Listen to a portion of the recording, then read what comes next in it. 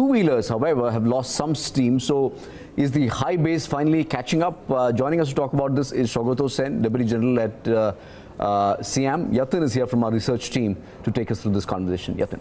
Thanks for that, Harsha, and thank you, Mrs. Sain, for speaking to BloombergQuint. First of all, I would like you to answer about, what exactly, do you forecast for the automakers moving forward? Because this time we have seen, the demand shape up well. But do you think these growth levels are sustainable? And here on, do you expect the growth levels, to sustain?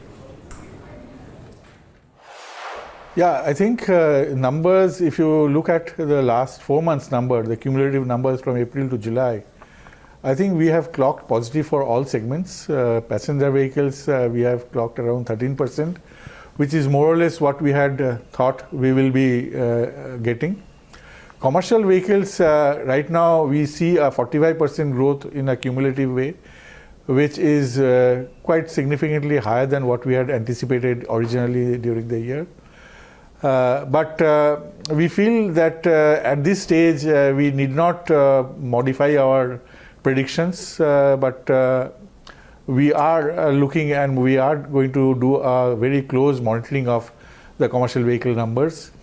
Three-wheelers, we find that significant growth has taken place in three-wheelers also, more than 50% growth in three-wheelers, which is quite heartening because three-wheelers were not doing well in the last few months, last number of months actually.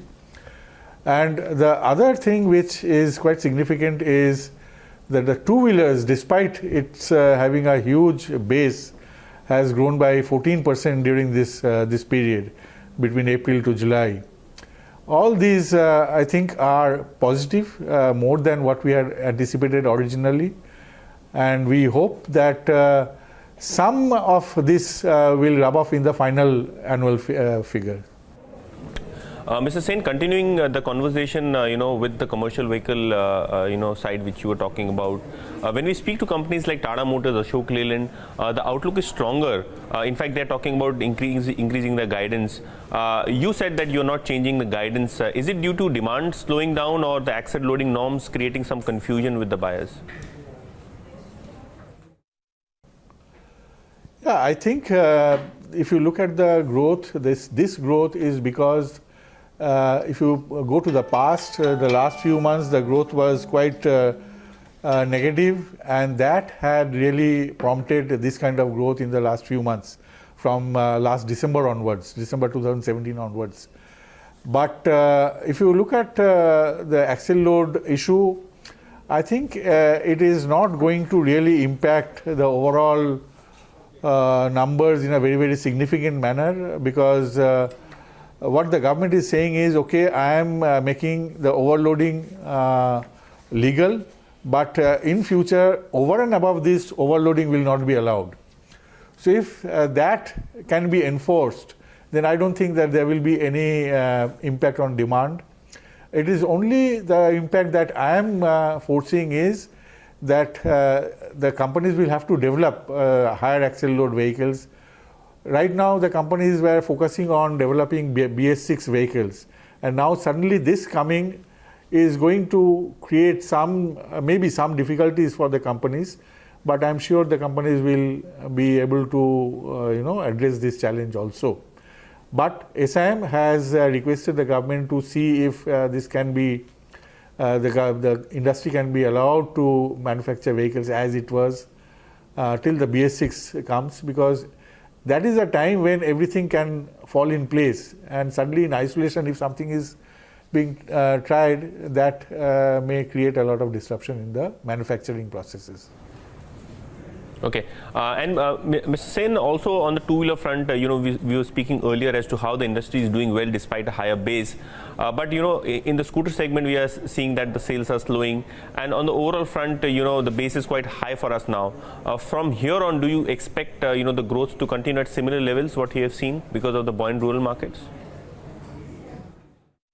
So two-wheelers in India is something which is really a very, very interesting phenomenon. Even in China also, if you look at the market, the Chinese market, after growing up to a certain level, it had started tapering off in two-wheelers. But in India, we are not really seeing any problem in growth.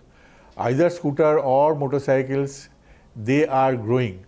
And at some point in time, when motorcycle the capacity of motorcycle was not there, motorcycle growth was not very prominent. But today, if you look at the numbers, even motorcycles are growing quite significantly. And scooters are continuing to grow. And I think HMSI is introducing more and more capacities, which is leading to further growth. So I am quite optimistic about continuation of the two-wheeler industry for the next few years. And sir, when you talk about the SIAM members, are you getting an idea on the pricing front? Because we have seen the industry getting impacted because of higher commodity and raw material cost. Do you think some pricing pressures for the industry, given the fact that the crude rates are higher, interest rates are moving higher, so a further price hike could impact consumer sentiment? See, normally in SIAM, we do not get into the cost and pricing aspects of member companies. However, if you look at the companies in a very deep manner, you will find that the profitability of most of these companies are not very high. The companies are not really making a lot of money. So the companies, I don't think, are in a position to absorb cost pressures and other things to a large extent. So at some point in time, as you can see, every year the companies are announcing increase in prices. And from BS4 to BS6, the price increase is going to be quite significant. So I didn't think that any company will be able to absorb that and not pass it on to the consumers. Okay, thank you, Mr. Sen, for speaking to BloombergQuint.